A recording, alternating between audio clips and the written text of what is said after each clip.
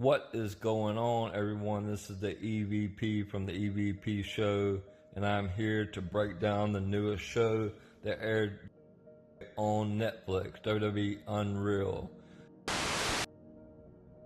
Episode 1 kicks off with the title name New Era. Basically it opens up with Paul Triple H Levesque, the Chief Content Officer, introducing himself. Just explaining how WWE is a complex year-round creative machine, and now the curtain is officially being opened like never before.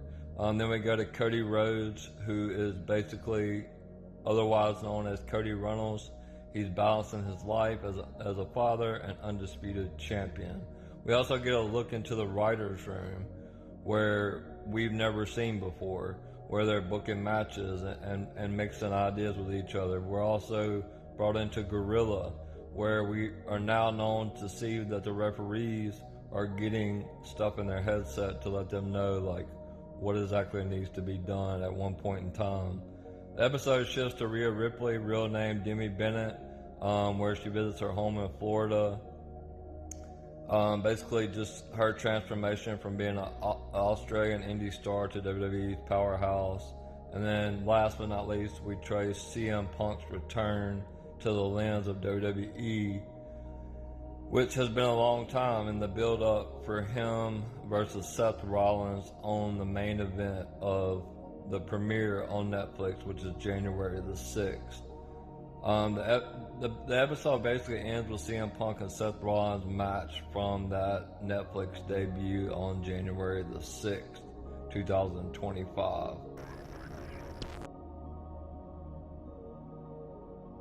This episode basically centers on the 2025 Men's Royal Rumble, the Cody Rhodes rivalry with Kevin Owens, and basically the creative decisions that were built on Jey Uso's breakout moment at the Rumble. Also, the writer's room is showcased in detail with pitch sessions and debates on who should headline WrestleMania.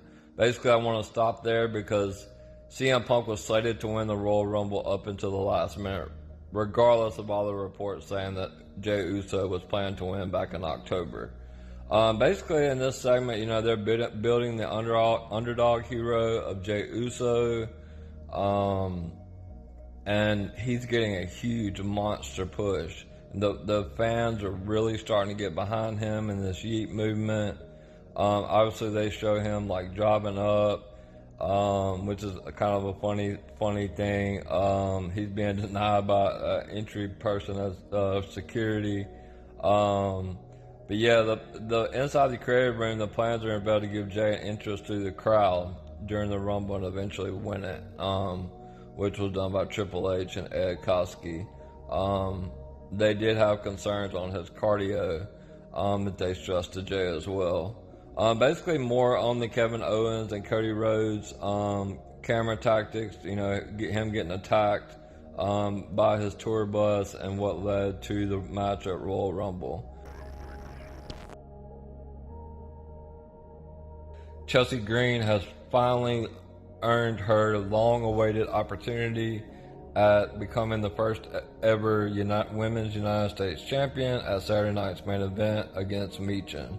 While they're preparing for the match, the creative team is insisting on her using Hulk Hogan's leg drop to win, but she insisted to use her signature Unprettier instead.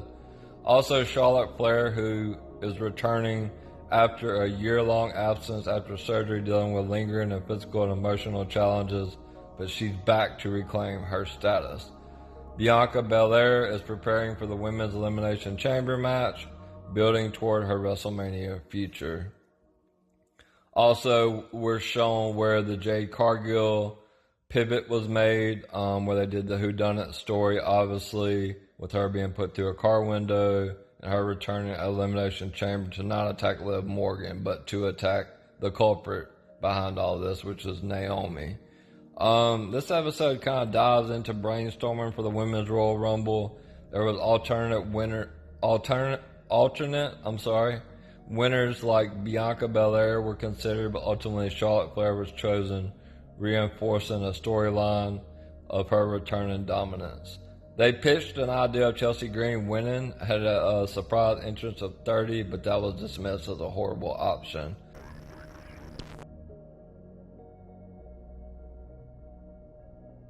The biggest part of this storyline is John Cena turning heel.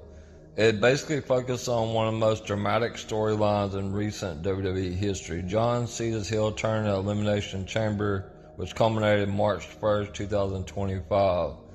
Cena shocked the world by viciously attacking WrestleMania main event champion Cody Rhodes, setting the tone for a complete narrative shift. The documentary basically captures Triple H and the creative team plotting this twist, revealing that fans were kept entirely in the dark, including announcers and production crew, until the moment Cena struck Rhodes. A compelling concept is discussed internally, with Kevin Owens teaming with The Rock to oust Cody Rhodes as champion. That idea was scrapped in favor of Cena's heel turn, which most people do not know. There was also some what ifs and some creative alternatives. There was a bunch of meetings that took place similar to a Marvel style concept, with different outcomes play out. Basically, the first one was Cody Rhodes betraying his values, joining The Rock, turning heel, and Kevin Owens becoming WWE champion, and definitely a surprise return. CM Punk or John Cena winning the Royal Rumble and facing Gunther instead of Cody. Triple H likes the planning and choosing from divergent story realities and setting the most impactful one. Like I say time and time again, once he sees something on X, he will go in and make changes because he does not like spoilers.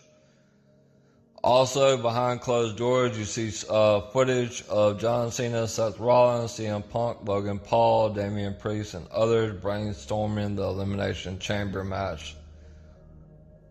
Seth smiles at Punk, pitches final match ideas, exemplifying real creative camaraderie between Seth and Punk.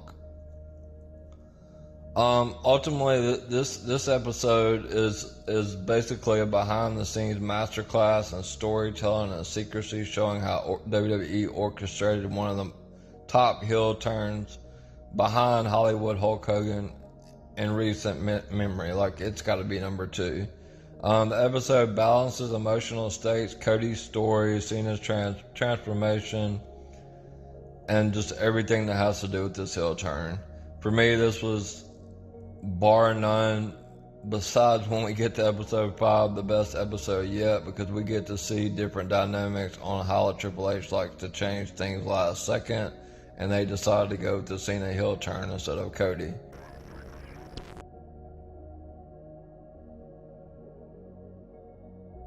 As a season finale, this episode focuses on WrestleMania 41, highlighting key matches and the fallout from prior episodes, notably Jey Uso's Rumble victory and the John Cena heel turn, as well as John Cena's win at Elimination Chamber. Creative meetings addressed Jey Uso's underwhelming push leading up to Mania, also dealing with his cardio. They were a little bit worried about that, which they met with Jay and let him know, like, all right, we got to get this together if we're going to give you the title. It's basically acknowledging that the momentum doesn't always translate into an exciting payoff. Surprising backstage moment unfolds between Charlotte and Tiffany, where Stratton goes off script and challenges Flair on camera. This candid interaction offers rare insight into performers speaking truth to creative and challenges the controlled nature of the documentary. Basically, Tiffany Stratton went off script, saying something about Charlotte's personal life and her divorces, which was not part of the script. Triple H and the creative team and Gorilla were furious. Triple H demanded Tiffany to go apologize because that was not part of the script, and Charlotte was very upset. This episode also gives viewer a backstage tour of WrestleMania 41, from the Gorilla position to talent warm-ups, entrance cues, and post-match reactions. The matches covered basically was a triple threat main event involving CM Punk, Roman Reigns, and Seth Rollins, and Jey Uso's championship win in the headline match. The episode showcases the match build-up and locker room aftermath. It also shows the main event of WrestleMania 41, where John Cena defeated Cody Rhodes to win his historic 17th title. and what happened after, like when John Cena came through the curtains as well as Cody Rhodes. The documentary Early Planning for WrestleMania Outcomes also acknowledges that real-life drama, injuries, misfires, or off-script promos often alter plans. This stands in contrast to the earlier episodes that I mentioned before. Wrestlers are shown supporting each other emotionally. There's footage of celebration, reflections on match quality, and candid reactions to the event storytelling execution. In closing, this is a really good documentary, 5 episodes. You can kind of see Triple H on his phone a couple of times. I think he's probably checking social media. He does tend to do that a lot, and that's why he's really looking for spoilers, and why you could see on the whiteboards that a lot of the original WrestleMania 41 matches that were planned, such as Roman Reigns versus Seth Rollins and CM Punk versus Gunther, along with 6 or 7 other matches, were just completely scrapped because he loves to change matches. Overall, this is a great documentary. They're saying that there's going to be another one later on, but I thoroughly enjoyed it, and I hope you enjoyed my recaps of all 5 episodes. And this is the EVP from the EVP show, and I will see you again next time for the next episode or next installment of WWE Unreal.